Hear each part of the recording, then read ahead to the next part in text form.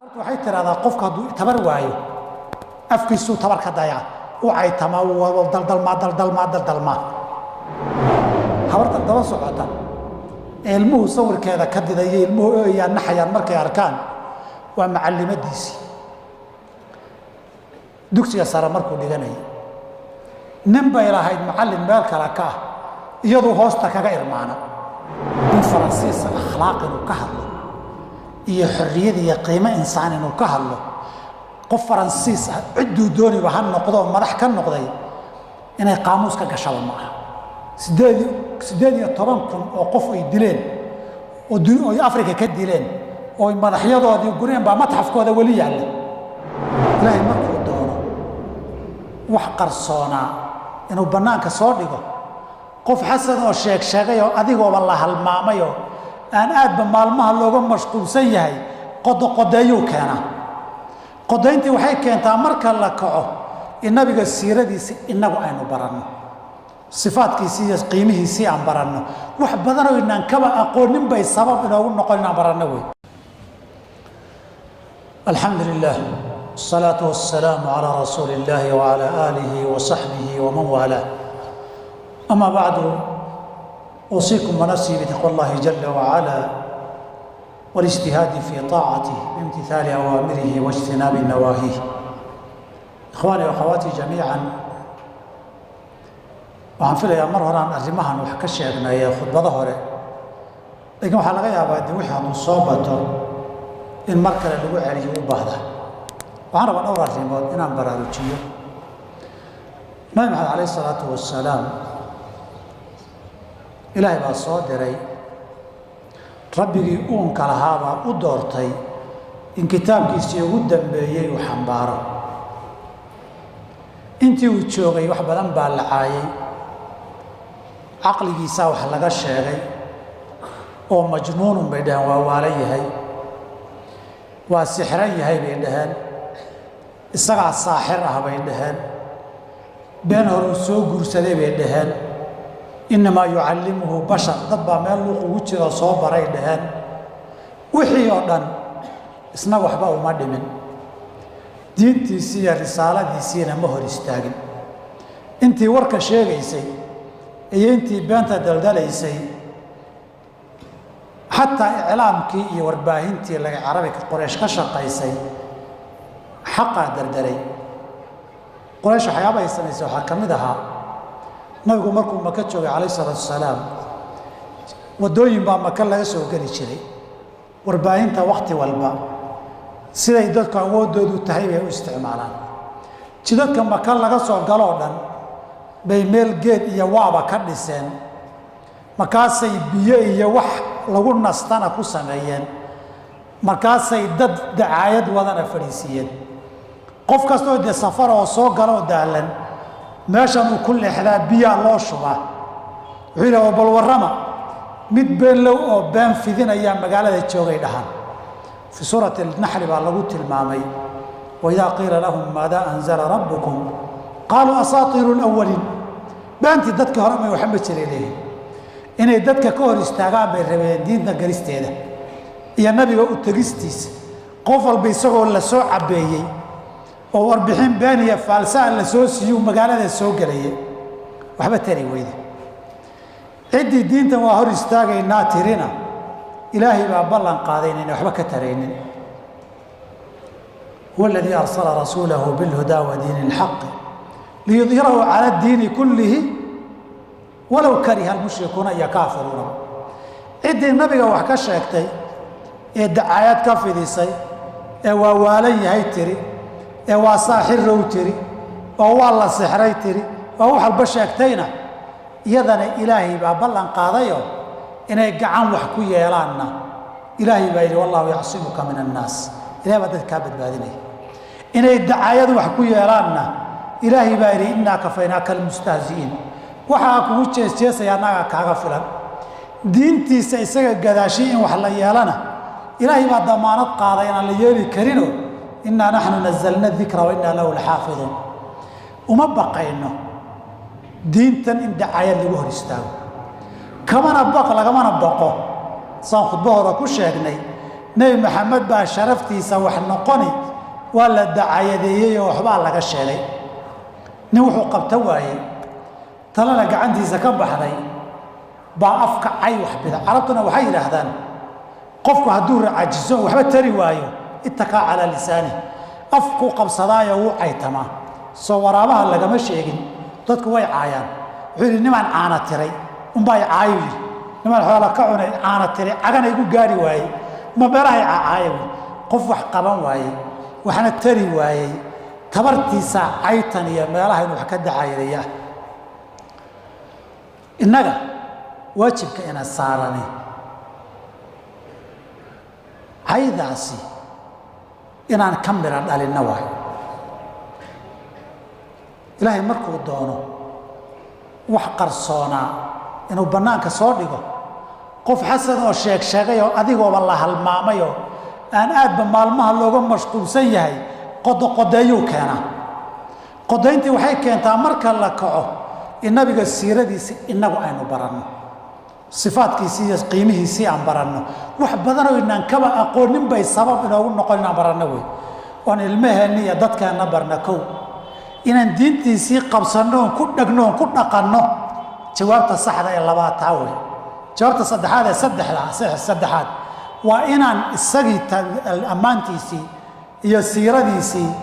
iyo diintiisiiba fidinno wey ciddii carootana keliya waxaad dhihi lahayd adigaba laguuma dayn inaad dhahdo eraygaad dhihi lahayd qur-aankaa lagugu sheegay markuu ciil la dafuufee baktiyo qul muutuu bikaydikum waa laguu sheegay caraw bakti waayo aniga waxa aan samaynayaay inaan dad caaya maaha aniga waxaan samaynayo caydan waa been waata ammaantiisii waata taariikhdiisii way aadamaha cuqaladoodu iyo inta waxgalka ah gaal iyo muslimba caddaan iyo madowba bari iyo galbeedba buugtay qoreen baa wada taal ilaa hadday qoraan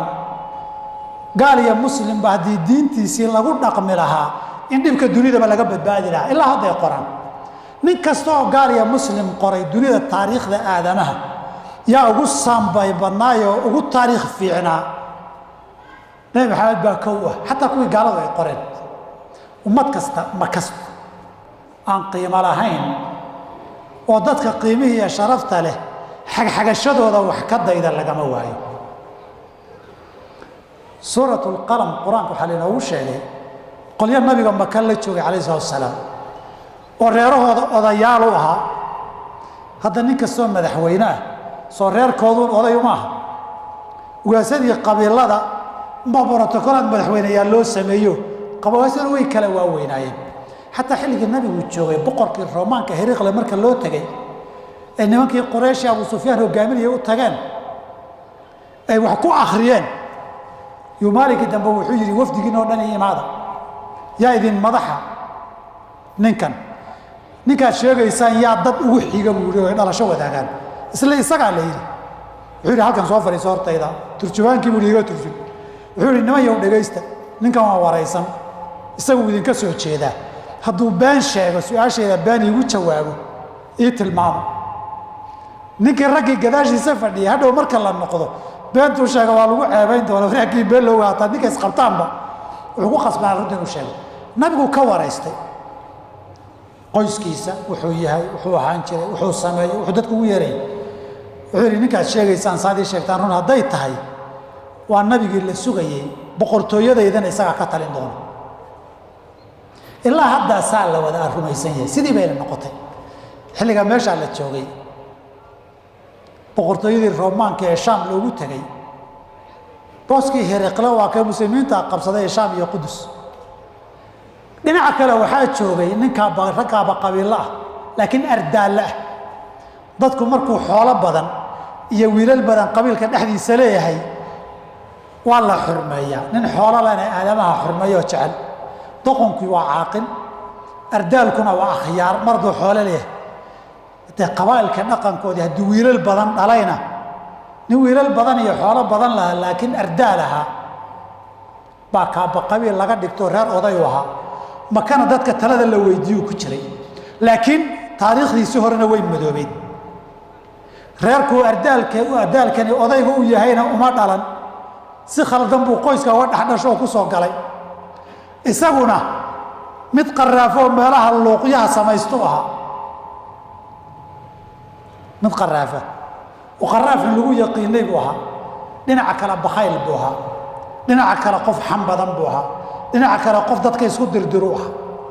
intaasuu lahaa laakiin maadaama wiilal badan iyo xoolo uu leeyahay hoggaan baa laga dhigtay haddana waqtigaan aan joogno ninka xoolo badan bixiyaa la doortaa ardaalka ugu xun sooma qofku ma fiican yaha loo doortaa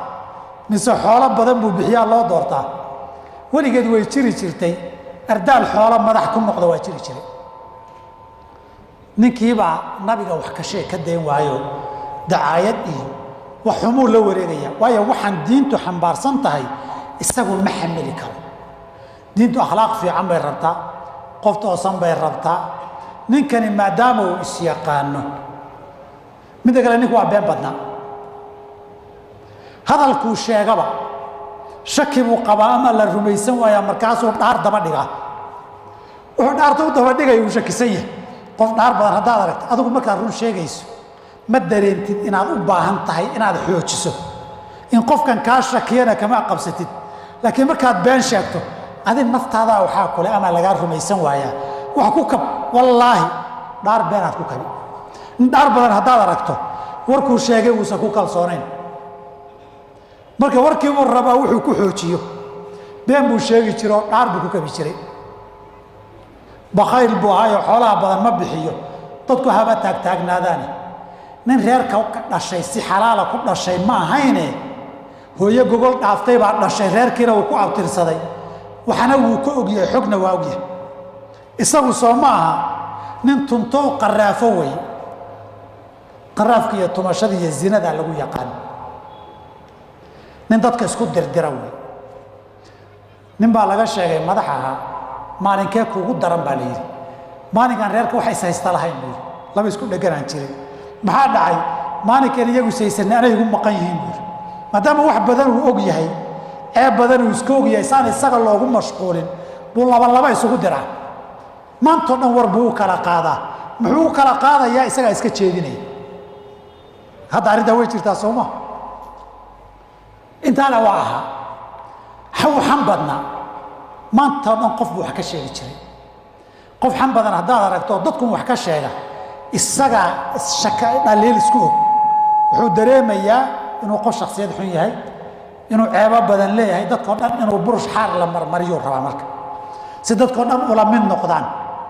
ama uu sheega dadka hebel la waaxun yahay hebel la waaxun yahay keligii xumaantayda yaan la arkin buu rabaa intaasoo tilmaamood buu lahaa haddana wiilal iyo xooluu lahaayo oday baa laga dhigtay ardaalkii xumaa kaasaa ilaahay qur-aanka kaga sheegay walaa tutic kulla xallaafin mid dhaar midka hadha sheeginin warka uu sheegayo xallaafin mid dhaar badana wuxuu sheegaba ka shakisan oo dhaar ku kaba mahiinin oo shaksiyad xun ardaal ah hamaazin xam badan mashaayin binamiimin isku dirdir badan la wareega maantao dhan war u kala qaad dadka qoortiisu wadageliya lagaa mashquule manaacin lilkhayri xoolaha aan bixin oo bakhayla cutullin sheega ah qoyska uu abtirsanayo ku sheegad ah oon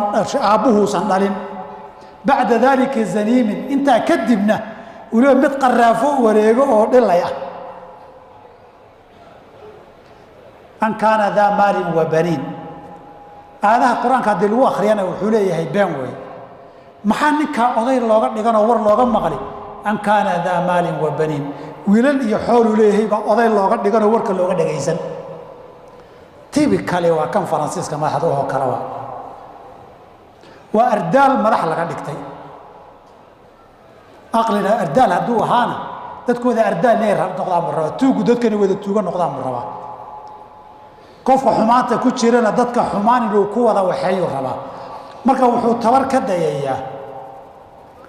inuu caayo carabtu waxay tiraahdaa qofka hadduu tabar waayo afkiisuu tabar ka dayaa u caytamaa daldalmaa habartan daba socota ee ilmuhu sawirkeeda ka didaya ilmuhu ooyaa naxayaan markay arkaan waa macallimadiisii dugsiga sare markuu dhiganayay nin bay lahayd macallin meel kale ka ah iyaduu hoosta kaga irmaana markii iskuulkii ogaaday maamulkii tacliintu 170 kilomitir meel dhan iskuulaa loo bedelay wiikandigu u soo dhuuman jiray ninkii hore markuu khaati ka istaagay waxaan iscaydhsigoodan iyo isdaba socodkooda iyo buu naagtan furay kadib baa isagu guursaday taariikhdiisana uu og yahay lana wada yaqaan marka nink isagii dhoobada uu ku dhex jiro uu rabaa dadka inuu fariyo dhoobada iyo xaalkaa wada marmariyo wax kale meesha ma yaalo intan aayaddu tilmaamaha ay sheegtay waayo maantoo dhanna dalal buu isku diraa cid kaleba hadday hadashana nin faransiisa akhlaaq inuu ka hadlo iyo xorriyad iyo qiimo insaan inuu ka hadlo qof faransiis ah cidduu dooniba ha noqdo madax ka noqday inay qaamuus ka gashaba ma aha 18 kun oo qof ay dileen oo Afrika ka dileen oo madaxyadoodii gureen baa matxafkooda wali yaalla dadkan Afrika ku soo laynay matxafka madaxyadoodii baa wali yaalla markaasoo insaan iyo qiimadii iyo karaamadii iyo ka hadla karaamo waxaa ka hadla qofkii karaamo leh akhlaaq wanaagsanna waxaa ka hadla qofkii akhlaaq leh carab waxay tiraa faaqidu shay laa yuctii qofku wuxuusan haynin kuma siin karaan laakiin hadduu nin daroogada haysta abba oo ciyaal suuqa bannaanta maanta caytamo waa wax laga fila waay akhyaar baan laga filinay caytamaane ardaan ay shaqadii waay innagu waxba yeelnaan taaq ardaa cayda ku mashquuline sida saxdihi waa inaan u soo laabanno nabigan maba taqaan in badan oo inaga mida maba yaqaanaane inaan siiradiisii iyo sifaadkiisii baranno ilmaheenna barno bashariyadii iyo caalamkana barno way innagu diintan inaan ku dhaqanno qabsanno weeye oo niraano haddaad wax ka sheegtay intaan ku dhaqmaynay 3 jibaar baan ku dhaqmaynaa hadda intaan fidinaynayna 3 jibaar baan fidinaynaa in dadkaba diinta aan gaarsiino wey waxyaabaha qaarkood markii wax laga sheego ee la qodoqodeeyo bay qiimahoodu soo baxaan hadda cuudkan carafta badan ilaa dab lagu shido caraftiisa miyaa la helaa aydan kicintu waa dabkii lagu shideeyey caraftii diintan iyo nabiga ilaahay la soo dhiibay sallallahu alayhi wasallam baa laynaga rabaa innagana inaan carafteedii wada gaadhsiino dunida daafaheeda ilaahay subxaanahu wa tacaala xaqan allah inagu sugo kuwii diintaa ku dhaqme ee bartana allah inaga dhigo diintan ilaahay ha gaadhsiiya bariya galbeed iyo meel kastaba ilaahay ha gaadhsiiya innagana kuwii uba gaadhsiine ka qayb qaate ee qayb ku yeeshee ku ajir helana ilaahay inaga dhigo اللهم إنا نسألك الهدى والتقى والعفاف والغنى اللهم ألهمنا رشدنا وعذنا من شرور أنفسنا اللهم آت نفوسنا تقواها اللهم زكيها أنت خير من زكاها أنت وليها ومولاها اللهم إنا نسألك رضاك والجنة ونعوذ بك من سخطك ومن النار اللهم احينا على الإسلام وأمتنا على الإيمان حشرنا في زمرة خير الأنام